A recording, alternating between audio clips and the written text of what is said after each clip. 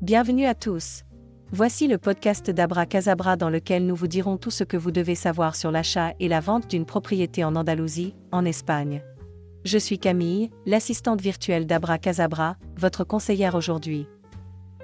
Nous recevons tellement de questions, et en plus, chaque mois, nous recevons aussi plusieurs personnes au bureau qui ont acheté une maison quelque part, mais qui sont dans la misère après. Ils nous disent que l'agent immobilier, ou même parfois l'avocat, a dit certaines choses pendant le processus d'achat qui se sont avérées plus tard ne pas être tout à fait correctes, ou ils ont omis de leur citer des choses importantes. Donc, ces personnes ont acheté en toute confiance et il s'avère par la suite qu'elles ont des problèmes. Ou peut-être n'ont-ils pas bien compris eux-mêmes parce que cela n'a pas été expliqué dans leur propre langue. Ou encore, des personnes qui ont acheté directement auprès d'un propriétaire, sans soutien professionnel, et qui ont perdu leur acompte. Ou parfois, des personnes qui ont suivi des conseils trouvés sur l'Internet ou les médias sociaux. Et tant d'autres problèmes tels que l'illégalité de la propriété, les mauvaises surprises liées à l'état de la maison, les documents de la propriété pas du tout en ordre, les vices cachés, etc. C'est parfois incroyable. Et les problèmes peuvent être si variés, trop nombreux pour être cités. Souvent, il ne s'agit pas de malhonnêteté, mais généralement du fait que ces personnes n'ont pas été bien ou mal informées, voire pas du tout. Soit elles étaient parfois un peu trop crédules. Et, si nous, chez Abracazabra, pouvons aider. Chez Abracazabra nous sommes avant tout là pour conseiller et guider, alors bien sûr nous aidons ces personnes, parce que nous nous sentons tellement mal que cela se produise encore aujourd'hui.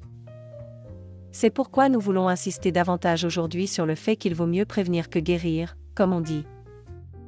Quels sont les 10 commandements à respecter pour être un minimum à l'abri des erreurs ? Des erreurs qui vous coûteront de l'argent ou qui peuvent parfois transformer votre rêve espagnol en cauchemar. Rassurez-vous, c'est très simple.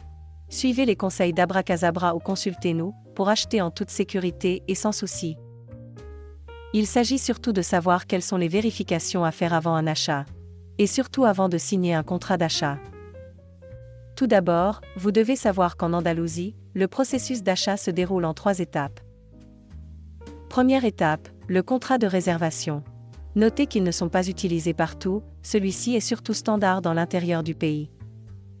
Un tel contrat de réservation présente toutefois des avantages car le bien que vous avez réservé ne peut plus être vendu pendant la période dans laquelle votre avocat fait les recherches nécessaires. Deuxième étape, le compromis, tel que nous le connaissons chez nous, appelé aussi parfois contrat à 10%. Et enfin la signature de l'acte chez le notaire. Quels sont donc ces 10 commandements les plus importants que vous devez respecter ? Premier commandement, trouvez d'abord un agent immobilier fiable. En effet, pour toutes ces vérifications et enquêtes pendant la période d'achat, et aussi après, l'implication d'un agent immobilier expérimenté et de toute confiance, et qui, de préférence parle aussi votre propre langue, est essentielle si vous ne voulez pas prendre de risques. Et, bien sûr, un avocat fiable, qui parle également une langue que vous comprenez. Demandez également des références à l'agent immobilier et à l'avocat. Et voyez s'ils ont de bonnes critiques. Commandement 2. Vérifiez l'état de la propriété. Au cours du processus d'achat, et avant de prendre un engagement contractuel et de verser de l'argent, il est essentiel que vous vous renseigniez sur la situation juridique, fiscale, financière et physique du bien, car le notaire ne le fait pas. Mais attention, il n'y a aucun problème à signer une réservation conditionnelle. Je vous le recommande, car lorsque vous aurez tout vérifié, la maison aura peut-être déjà été vendue. Mais, assurez-vous que cette réservation est conditionnelle à tout ce que je vous dis ici pour n'avoir aucun risque. Parce que, en Espagne, c'est l'acheteur qui est responsable du contrôle du bien. S'il y a des problèmes plus tard, c'est vous qui êtes responsable, pas le notaire. Donc, encore une fois, un avocat fiable, qui parle également une langue que vous comprenez bien est crucial et, encore une fois, un agent immobilier de bonne réputation et dont vous avez le sentiment et qui vous donnera la garantie qu'il vous guidera de A à Z, même après l'achat. Assurez-vous également que l'agent immobilier et l'avocat avec lesquels vous travaillez sont locaux.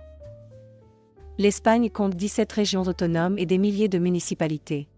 Bien que la loi soit théoriquement la même pour tous, elle est interprétée ou appliquée différemment selon les régions autonomes, et les règles sont alors souvent encore différentes dans toutes ces communes. Trouvez donc un agent immobilier et un avocat fiable qui travaille et habite le plus près possible de la région où vous souhaitez acheter votre nouveau bien immobilier. Le plus près possible est à 10 à 15 km ou au maximum à 20 à 30 km de la municipalité où vous achetez. Il est également important de savoir que les notaires espagnols n'ont pas le même rôle que les notaires allemands, français, belges, néerlandais et d'autres nationalités. En effet, ces derniers effectuent toutes les vérifications juridiques et urbanistiques du bien avant la vente, alors que le notaire espagnol n'est pas obligé de le faire. Le notaire espagnol n'est en fait qu'un témoin de l'État, rien de plus. En Espagne, c'est donc l'acheteur qui est responsable de la vérification du bien lors de l'achat. Une clause de l'acte notarié de vente stipule d'ailleurs que l'acheteur a connaissance de l'état juridique, urbanistique et physique du bien. Cette clause rend difficile la preuve a posteriori que le vendeur est fautif d'avoir dissimulé certaines informations. Notez qu'en ce qui concerne les vices cachés, vous êtes toutefois couvert jusqu'à 6 mois après la signature de l'acte. Commandement 3. Quels sont les contrôles à effectuer impérativement? La liste des contrôles et vérifications que vous, l'acheteur, devez effectuer lors de l'achat est très longue.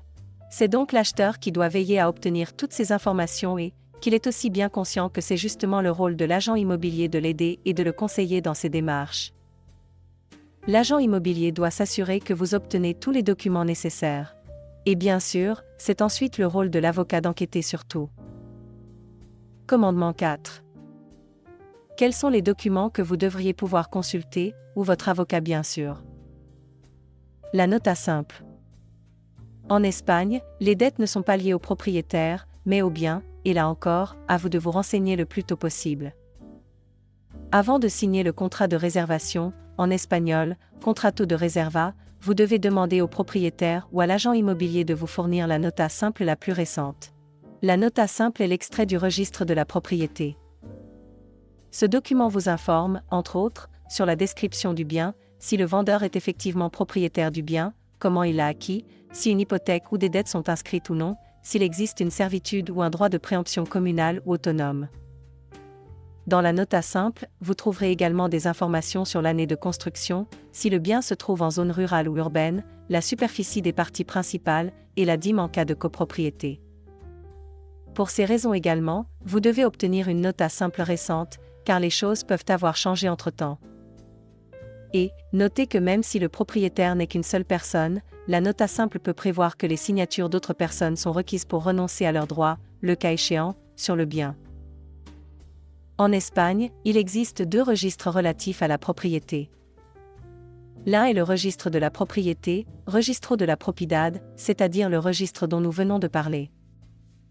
L'autre est le registre foncier, Catastro. L'objectif principal du catastro est de servir de base à l'application d'impôts tels que l'IBI, l'équivalent espagnol de l'impôt foncier, l'impôt sur les successions et les donations, ou les droits de mutation. Attention! Pour les biens immobiliers, il peut y avoir des différences significatives entre le registre des biens immobiliers et le registre foncier. Par exemple, il peut y avoir des adresses différentes, mais surtout, il peut souvent y avoir une différence de superficie qui peut parfois aller jusqu'au double.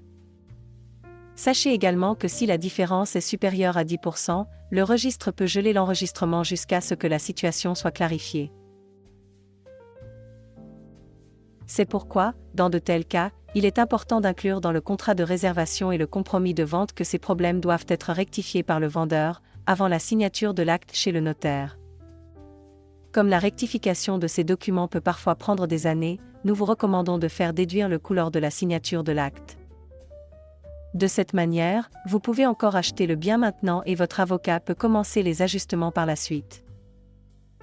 5e commandement. Surveillez également la valeur de référence sur l'IBI. Toutefois, celle-ci est généralement périmée depuis longtemps. Depuis le 1er janvier 2022, une nouvelle méthode de calcul, la valeur de référence, peut entraîner une augmentation significative de la taxe sur l'achat d'un bien immobilier en Espagne. Il est donc important de disposer de ces informations avant de prendre une décision. La nouvelle loi stipule que la valeur de marché à des fins fiscales est la valeur de référence approuvée par le registre foncier général. Cette valeur est calculée sur la base des prix des transactions immobilières enregistrées par les notaires et le registre foncier. Et elle peut parfois être différente de ce que vous voyez sur l'IBI. Ou même différente du prix que vous avez réellement payé. Important car des sanctions sont prévues, tant pour l'acheteur que pour le vendeur. Sixième commandement, le certificat énergétique. Vous ne pouvez pas signer un acte chez le notaire sans être en mesure de produire un certificat EPC valide. Le certificat énergétique est obligatoire depuis juin 2013 lors de la vente ou de la location d'un bien immobilier. Il fournit des informations sur la consommation d'énergie et les émissions de CO2 du bien. C'est au vendeur, qui doit s'adjoindre les services d'un technicien de certification, d'obtenir le certificat énergétique de son bien. Il faut savoir que le certificat énergétique est valable 10 ans, sauf si la classe énergétique est G. Dans ce cas, il n'est valable que 5 ans. Commandement 7. Impôts, taxes et autres frais. Votre courtier doit également demander au vendeur de lui fournir des copies des derniers reçus de paiement pour IBI, l'électricité, le gaz et l'eau, afin que votre avocat puisse déterminer s'il y a des factures en suspens. Commandement 8. Dans le cas où le bien se trouve dans une urbanisation, ou par exemple, s'il s'agit d'un appartement, le propriétaire doit également vous remettre le règlement de copropriété.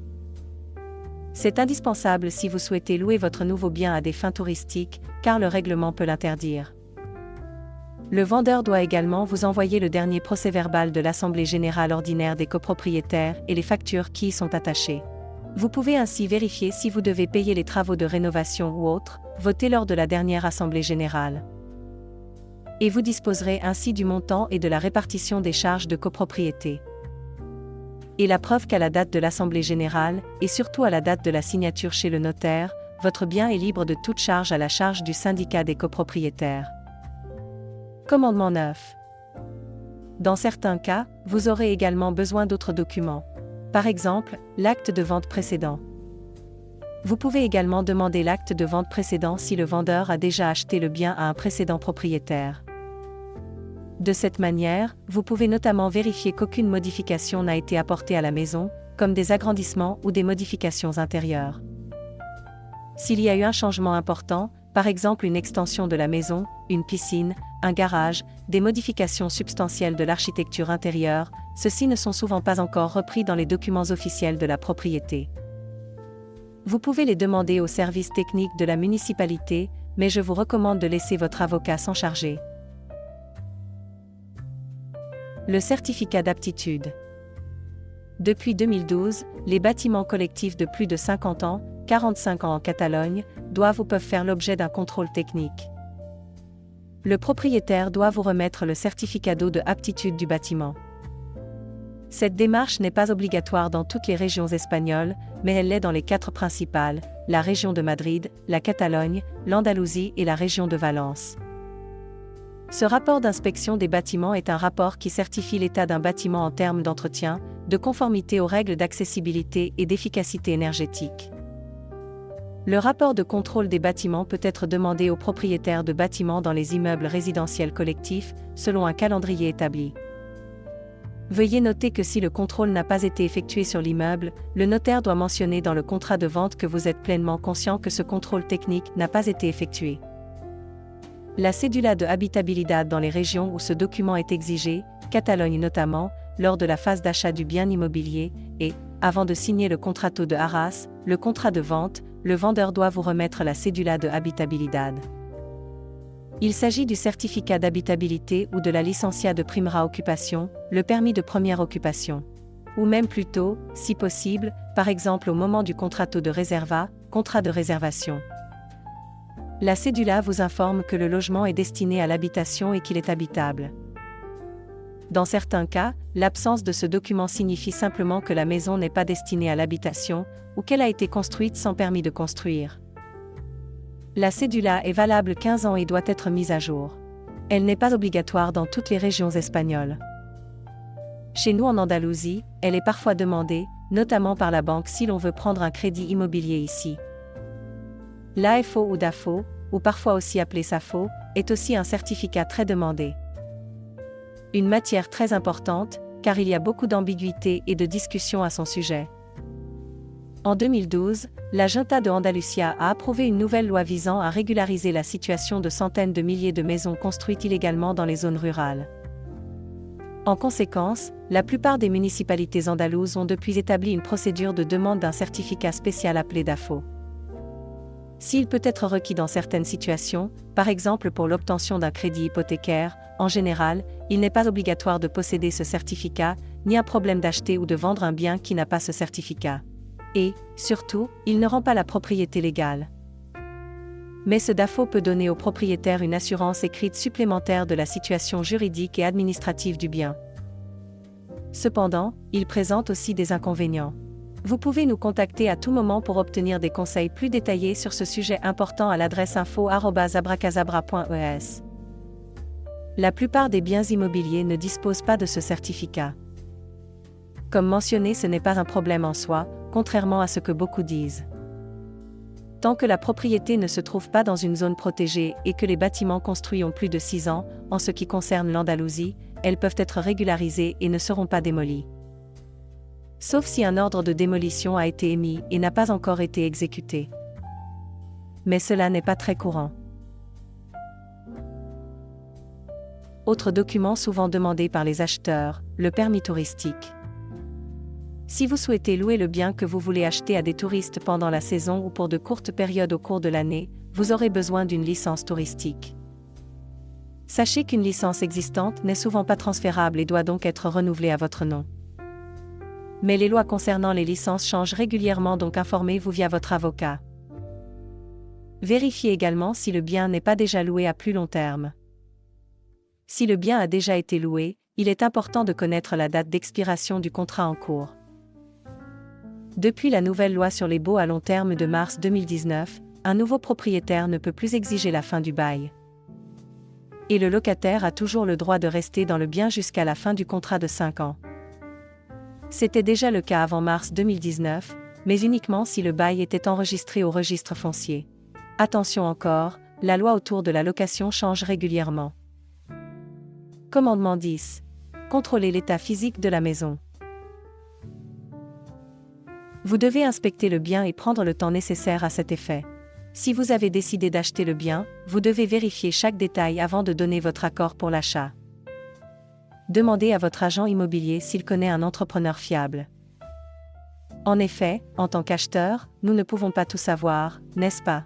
À moins que vous ne soyez vous-même avocat, plombier, menuisier, électricien et entrepreneur qualifié. Et de plus, dans un pays étranger. C'est aussi la raison pour laquelle nous avons fondé Abracazabra Total Home Solutions, parce que la vie sous le soleil ne commence pas à la signature chez le notaire, mais seulement lorsque votre maison est complètement en ordre. Et nous nous en chargeons. Lors de l'inspection, la première remarque des acheteurs est souvent qu'il y a des taches d'humidité, et les acheteurs sont parfois découragés par cela. L'origine de ce commentaire est que chez nous, la plupart des maisons ont des sous-sols et qu'il n'est donc évidemment pas normal qu'il y ait des taches d'humidité. Ici, c'est différent. Les maisons sont construites sur une couche de ciment, directement sur le sol, donc parfois l'humidité ascendante ne peut pas être évitée et vous pouvez considérer cela comme normal. Ceci dans le cas où les taches d'humidité sont basses par rapport au sol, bien sûr. Toutefois, s'il y a des taches d'humidité à des endroits plus élevés, soyez prudent car cela peut indiquer une fuite. Ce qu'il faut vérifier attentivement, c'est s'il y a des fissures dans les murs, et revérifier dans certaines régions où le sol est moins stable.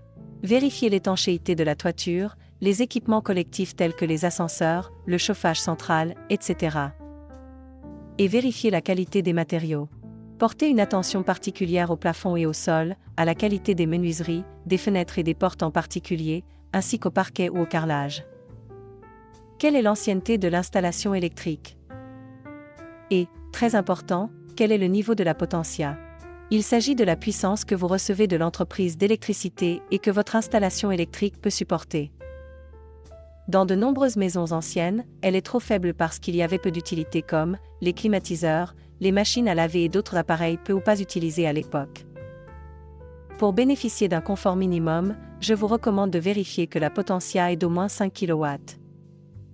Vous pouvez le constater sur la facture d'électricité. Mais vérifiez aussi la boîte à fusibles. Bien sûr, cela peut aussi être largement absorbé avec des panneaux solaires. De l'électricité bon marché au pays du soleil. Notre service Abracazabra Total Home Solutions se fera un plaisir de vous conseiller. Vérifiez également les arrivées d'eau et de gaz, l'éclairage, la climatisation, les chaudières, les salles de bain et les cuisines. Et s'il y a une piscine, vérifiez bien qu'il n'y a pas de fissure et qu'elle n'est pas instable. Si vous achetez un bien meublé, sachez que meublé n'est pas synonyme de contenu intégral. Évitez les discussions inutiles lors de l'achat et veillez à ce que l'agent immobilier établisse un inventaire détaillé à ajouter au compromis. Le jour de la signature de l'acte notarié, veillez également à ce que votre agent immobilier procède à une visite complète de la maison le jour précédant la signature de l'acte, ou quelques heures avant. Si vous avez acheté la maison meublée, ou avec tout son contenu, vous voulez vous assurer que tout est encore là. C'est parfait. Vous avez maintenant une bonne longueur d'avance. Vous avez maintenant toutes les connaissances nécessaires pour acheter votre propre maison en toute sérénité. Comme vous pouvez le constater, le rôle de l'agent immobilier est extrêmement important. C'est en tout cas ce que nous en pensons chez Abracazabra. Comme le dit notre devise, chez nous, ce que vous voyez est ce que vous obtenez. Et, au moins maintenant, vous savez aussi à quoi faire attention. Le plaisir sera donc au rendez-vous. J'espère que vous avez apprécié notre podcast. Vous nous retrouverez bientôt avec de nouveaux sujets passionnants. Tout ce que vous devez savoir pour acheter ou vendre une propriété de manière optimale dans notre belle Espagne. Si vous avez des questions spécifiques, n'hésitez pas à nous envoyer un email à olivier@abracazabra.es. Et n'oubliez pas de nous suivre sur nos médias sociaux. À bientôt!